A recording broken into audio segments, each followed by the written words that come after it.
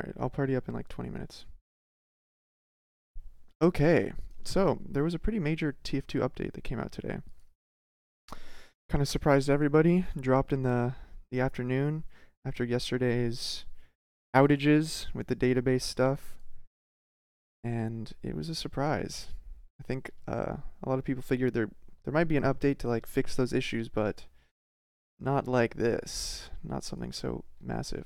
So we're gonna just go through a lot of the changes here and talk about what we think it will do and all the good stuff that we find in it, I guess. Here it is, TF2 update, March 28th. Starting at the top, the competitive revamp. This was supposed to be in Jungle Inferno, but it was delayed, supposedly to make it more complete, the overhaul more thorough and, just better. So the revamp includes the Glyco rating system, which is the same that they use in CSGO. I assume it's very similar to ELO. I don't know the differences between Glyco and ELO, though, honestly. I never did the research, but that's good to see. The old ranking system felt like more of a experience bar than a rating bar for some reason. I don't know. I don't know how it will feel, but I'll definitely be giving that a try. The old 18 ranks have been consolidated into 13 ranks. You can view them here. All right, we'll take a look at these as well. 13 ranks now instead of 18, so I guess it's a little bit more streamlined and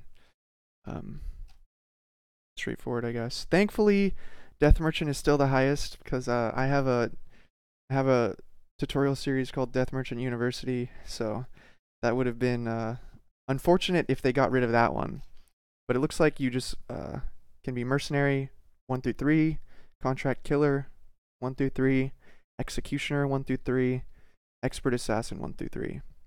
I'm gonna miss fresh meat, but overall I think this is probably a positive change. Because it's probably easier to rank yourself when there's like fewer groups. I feel like the more groups, it starts getting a little bit harder to, I don't know. We have a similar issue with TF2 Pro League is like people want more divisions, but the more divisions you have, the more like people are spread out, and it can actually make it harder to make matches. So by consolidating them, I think it can help with that, maybe. But they look nice, and yeah, I hope to re-earn my Death Merchant rank again. So let's see. Ranks have been reset, and players must win 10 matches to earn a new rank. So I'm no longer Death Merchant. I gotta work my way back up. So there's placement matches with 10 matches, I guess. Everyone starts at rank 1. It used to require a lot of time to reach a proper rank. New system with placement matches will shorten the time to reach the appropriate rank. Cool. So I wonder what the highest you can get. Like if I win every single game, I wonder if I can place in a Death Merchant. I highly doubt it, but I guess that'll be the goal. The requirements have changed. If you don't own the pass, you must now be casual level 3 in addition to being a premium user and having a valid phone number. I have a feeling that's higher barrier to entry, which hopefully will reduce alts, but I don't remember exactly what it was before. Casual also has been changed. It also uses the Glyco skill rating system, but it's hidden. You won't know your skill rating. So this one, the casual level will be XP, whereas competitive mode will be an actual ranking. But you won't get to see your casual ranking. But I'd assume, mine will be pretty high. So that might mean that I get put on the team with more clueless players to balance it out. So we'll see. I'm probably gonna be against all the like mid-tier TF2 players that are like rocket jumping and making my life a living hell. But we'll see. I don't mind. I mean, a pub's a pub. But we will have to see how well it balances it, so I don't get surrounded by clueless players too much. But if that's what it is what it is. Maps are listed alphabetically. Okay, they added some maps.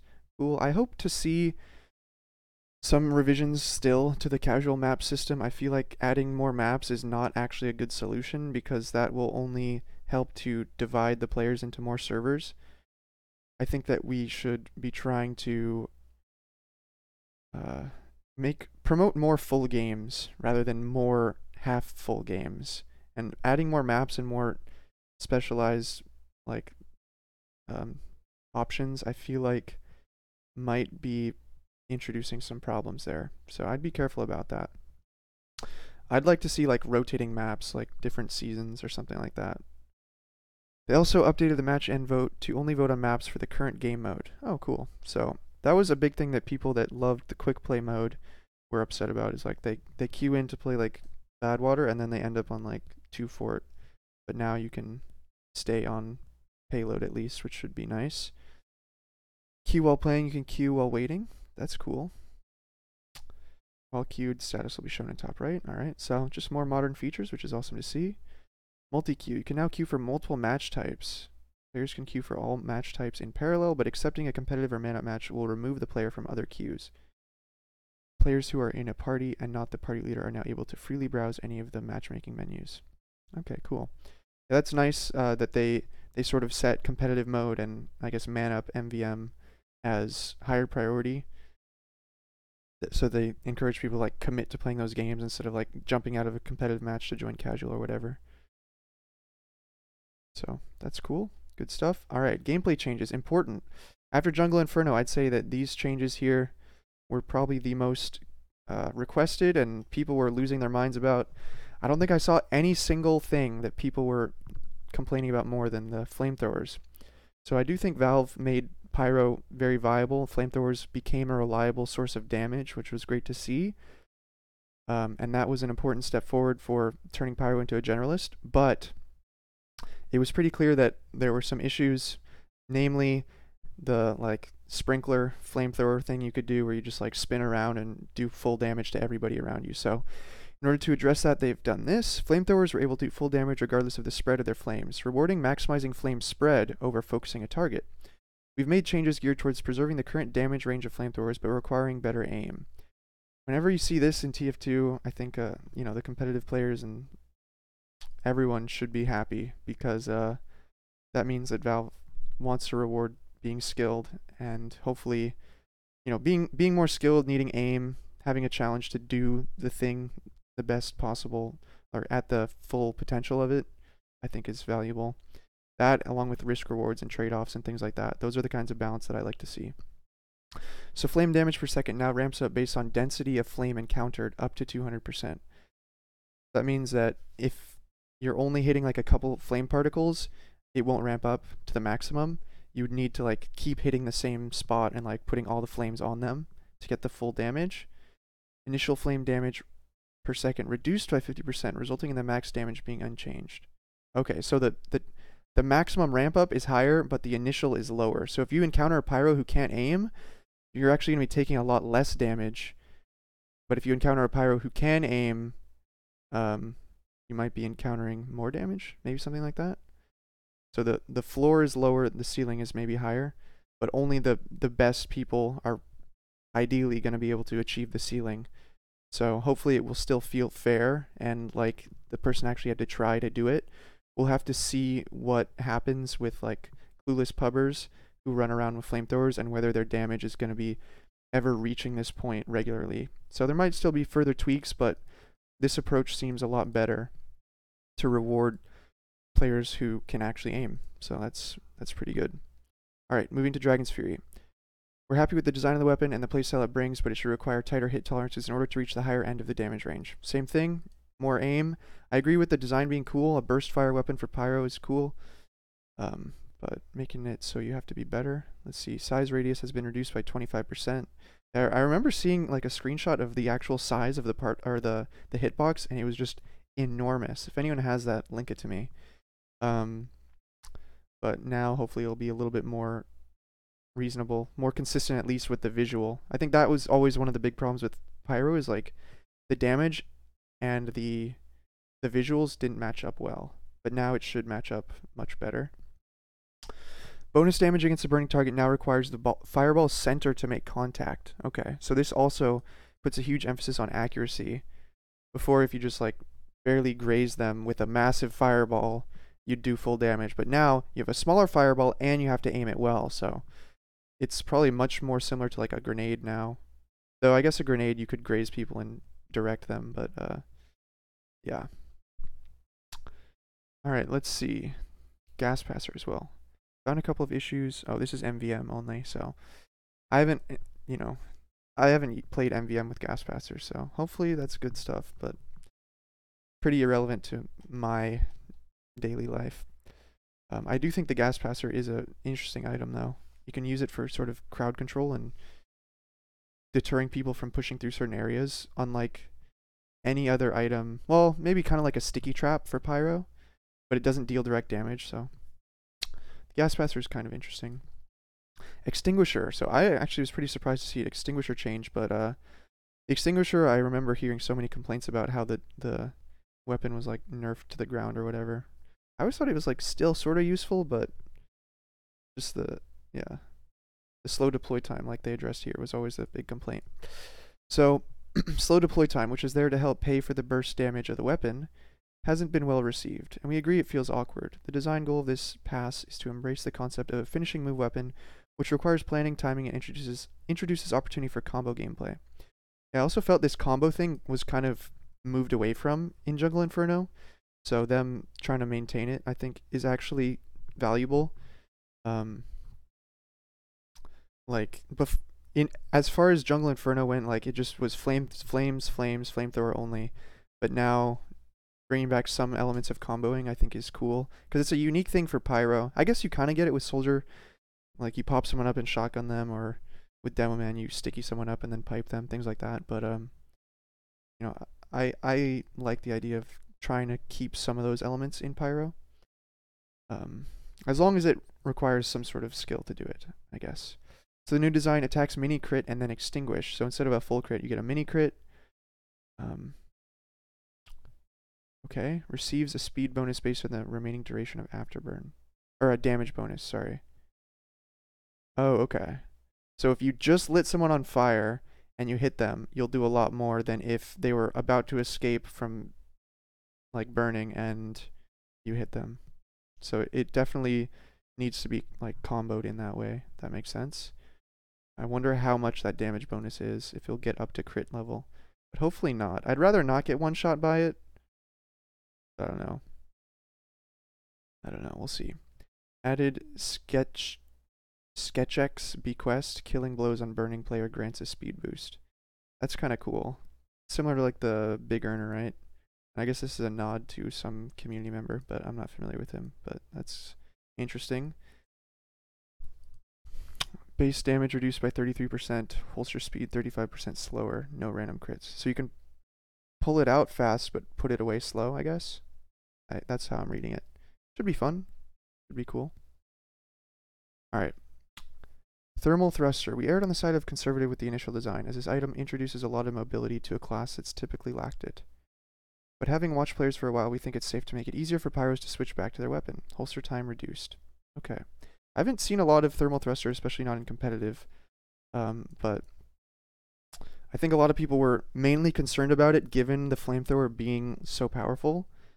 So, hopefully them having fixed the Flamethrower, this won't be a problem, and now, like, everyone can get on board with the Generalist Pyro, who's flying around and has to aim. So hopefully that. I would still like to see an Air Blast change, that Air Blasts don't deal mini crit damage, because I feel like that's still way too excessive. Because an Air Blast still negates damage coming in and returns damage. I feel like that should be enough, but boosting that damage as well, I feel like it goes a bit far now. So you got the mobility, you got the reliable damage. You don't need that extra piece, I feel like, anymore. Alright, Sydney Sleeper. Girardi is powerful. Agreed. This weapon makes it too easy for one sniper to substantially increase the damage potential of their team, and unlike the Girardi, the infinite range of the sniper means the sniper can be far away from danger. These changes are designed to preserve the Girardi rifle identity but tone it down, add more reward for the sniper's skill by allowing higher first shot damage output, and offer a way for players who want to focus on providing area of effect Girardi to recharge their Girardi more quickly. Okay. I see. Full charge body shots and headshots no longer splash. Okay, that's good. Reduced length of on-hit Girardi to 2 to 5 seconds from 2 to 8. So Girardi less, less long. Added Nature's Call. Scoped headshots always mini crit and reduce the remaining cooldown of Girardi. Okay. I've honestly felt like it was, there were times where like you'd hit someone and they'd get Girardi'd and you wouldn't be able to follow up on it. Hopefully this reduction will make that the case, but we'll have to see whether it feels like you're just perpetually Girardi'd. I definitely prefer this Girardi cooldown to the splash. So I like that solution. I'm still not necessarily convinced that ranged Girardi is not going to be problematic, but yeah, this would definitely just take some testing. I feel like I would still rather kill someone with a headshot or like a full charged sniper rifle, regular sniper rifle. I feel like there needs to be like a damage like debuff slightly on this weapon, because if you hit the first shot then you follow up with the second one, you'll do more, but your first one should probably do less damage. That's my feeling on it, at least. Alright, Short Circuit. Current design of zapping projectiles is interesting, but we're not happy with how much it can be done. Is it interesting though? Is it though?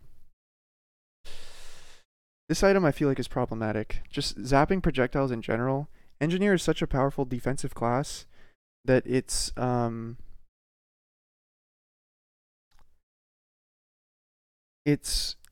hard to like accept the ability to destroy incoming projectiles because it allows you to keep level 3 sentries like forever, basically. In a 6v6 scenario at least. So yeah. Anyways, let's see. But they're not happy about it apparently, which I would agree with. It would be easy to simply increase the metal cost, which we've done before. It would quickly push this weapon into the rarely if ever used category. Instead, we've changed the fundamental behavior of the weapon, such that it requires a bit more anticipation and positioning from the engineer, has more skill depth, and increases the team support potential of the weapon. Alt-fire attack changed to launch a medium-range projectile destroying energy ball. Projectile destroying energy ball requires 65 metal. Okay. So you should be only able to fire it 3 times. It's a projectile that destroys other projectiles. So we'll have to see like how much of a radius it like swallows up projectiles. Like if you fire it at like an incoming Uber, will it completely just like erase everything that they fire, or are they able to just like sidestep it easily and keep firing at you? That's something that I'm curious to see. And then yeah, I feel like I'd have to try the main fire again, but I feel like it's still like auto aims, right? You don't have to like aim very carefully. That's always been my problem with those kinds of things that negate projectiles, like air blast and short circuit, is just you don't need as much precision. And I would love to see more precision emphasis with that. Like if you had to like literally track the rockets and the stickies, I think that'd be kind of cool to see. Obviously there'd have to be some tolerance, but I'd prefer it to be harder than easier personally. But it's better that I think this is actually better though than the one that would like spread and destroy multiple projectiles. So we'll have to test that one. Pretty Boy's Pocket Pistol. Underestimated how much health high skill players would be able to recover during combat. Reduce maximum per hit heal to 3. Okay. That's definitely a big change, honestly. And it should introduce a little bit more trade-off like consideration. But I still feel like this item would be fine without any healing. But if the healing is negligible, I think it'd be fine. So I like this. It's a step in the right direction, but you have to like realize they've been kind of reeling it in. The first one was always 7, then there was fall off, and now the max is 3. So they've been like reeling it in step by step. I wouldn't be surprised if eventually, if it's still problematic, that it just gets removed entirely, but we will have to see. And Panic Attack. Recent redesign left the weapon feeling weak close in, so we've increased the damage potential at point blank and close range.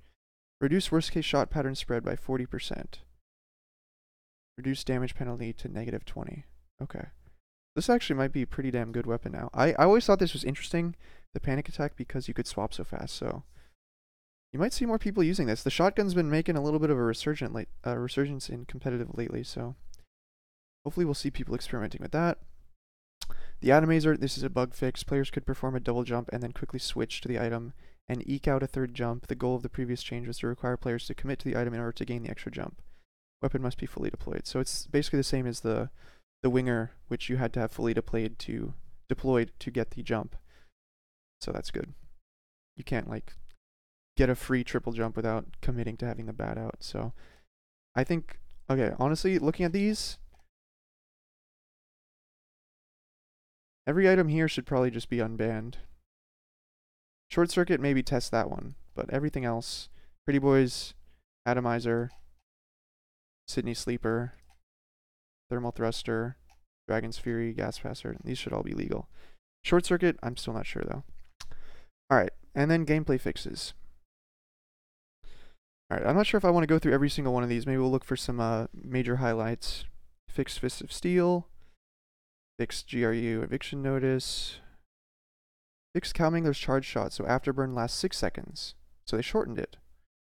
This item should have never been banned either. That should be legal. Cowmangler needs another update though, probably. I feel like there needs to be a slight nerf introduced to it in the future, but this is probably, you know, a step in the right direction, but I don't know. Fixed Teletraps, that's pretty nice. I'm sure a lot of trolls are sad now. Fixed Flamethrower Particles, sometimes failing to draw. Okay. Oh yeah, speaking of Flamethrower Particles, I didn't see any mention of them being more like transparent, which I think a lot of people would like to see. They'd like to see at all. Flames have been very difficult to like see through as the pyro or on the receiving end. Fix flames not colliding. Fix being able to fire flames and quickly switch teams to attack enemies. I love when they just like reveal all these things that trolls were doing. I had never even seen this, I don't think. Fixed a bug. Fixed projectiles pushing players. Never saw that. Fixed Razorback shields. Fixed Dragon's Furies not giving health. Yeah, all these little things. This is all good to see.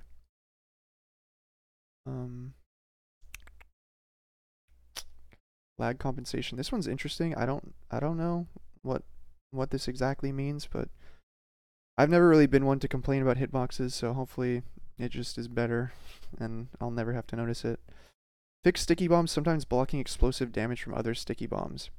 So this one is relevant, I think, to jump maps where you're like doing a triple sticky jump or like a double sticky jump and you're like trying to pogo or something, and sometimes you just like fall through your stickies. That used to happen to me all the time. I'm not sure if that's what that's talking about. It also could be fixing sticky traps where you have like 6 stickies in a pile and someone walks through and they take 60 damage, you know? That was also always annoying. So hopefully both of those things will never happen with this change that they mention here. Fixed backscatter, not mini critting. Okay. I think backscatter could use some changes as well for a future update. Fix the resistive piercing property on the Enforcer not working against some items. Interesting. That's actually really interesting. That's a lot of items that it wasn't affecting before. What was it piercing before? Was it piercing anything? Just like the vaccinator only or something? I wonder how effective that would be, the Enforcer, as just like a straight up damage dealer now. To like these things, Wranglers and heavies. Very interesting. But I guess that's good. Fix these projectiles colliding, that's good. Fix player movement speed being faster than intended while under the effect of a movement stun. Huh. So you might be slower than normal now. Have to see how that goes. Alright. Added some new cosmetics. Made the competitive mode pass cheaper. Okay, etc., etc. Type of badge can be changed. I saw this earlier. That's cool, because I can look at whether I'm a death merchant or casual level 130 or whatever. That's cool. In-game action buttons have been moved, so they should be easier to find. One thing that I'm curious about is if they fix that fucking annoying thing that happened where you like, an item drops and you hit spacebar and it like brings up the vote menu. Hopefully that's somehow relevant to this. Sped up main menu screen transitions. Interesting. Party members have a status indicator when they're offline. Okay, that's good. Okay. More UI stuff. Fixed console, not... Oh, going behind the main menu. Yeah, this used to happen to me when I'm trying to change my graphics. So it was annoying as fuck. Who the fuck? Oh, yomps. Fixed bugs, fixed bugs, fixed bugs. Alright. Just gonna go through these real quick then. I don't think there's anything here that's major for me. They added a ton of medals. Better be getting my ESA first place medal, boys. Updated auto balance. Okay, another thing that was complained about a lot in casual mode. So, hopefully, people getting forced again might help matches stay balanced and full. This one's also really huge right here. Updated team status HUD to be enabled by default when playing on community servers. So this means now the same thing that you could have in casual mode where you could see all your teammates, or in competitive like matchmaking, you can now see in like tournament mode, which is actually amazing because now you can see your teammates' health at all times, and you can easily see the number status of each team, like who's alive, who's dead. The one thing you can't see is who those people are exactly. Like sometimes it helps to know whether it's the pocket or the roamer. This is going to be huge for new players especially because it's definitely like a tall order to get people in the same habit as me to like spam tab checking scoreboard. I'm still going to do it because it's just a habit that I have to break. And when I don't press tab, it honestly like I feel like I'm missing a finger. So I'm definitely going to keep doing it, but I might be able to train myself to do it less and to naturally just look up at the status at the top to get that information. Especially, I need to start training myself to look at my teammates' health. It's going to be really useful for a main caller to look at that stuff. I would love to see Uber Charge on there as well, hopefully in a future update, because that'll be incredibly helpful. Alright, other updates to little things that don't matter. Oh, can't shoot through spawn doors, that'd be nice. Okay, pyros can't shoot through. I remember dying to that on stage 3. It was annoying. Alright, they updated Mercenary Park. There's a new window route, a small opening. Hopefully this helps you to like spam down sentries. Players can't build on the crate stack. That spot was so popular. People are going to be upset about that, but hopefully it makes pushing easier. Increase the cover. Alright, Mercenary Park was like my favorite map of the new ones, so I'd actually really like to check that out and see how it goes.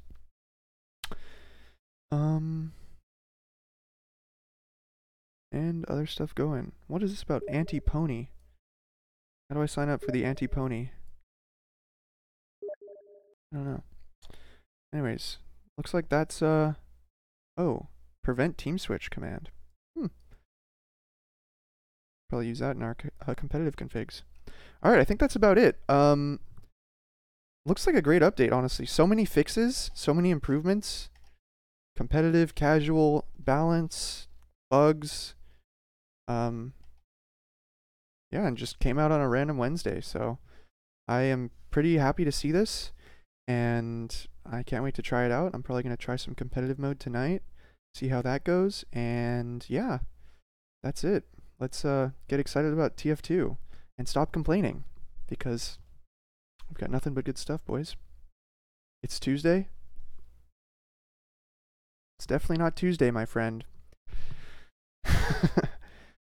You've got some issues to work out. Alright, I'm ready to go. Yomp says, join the party.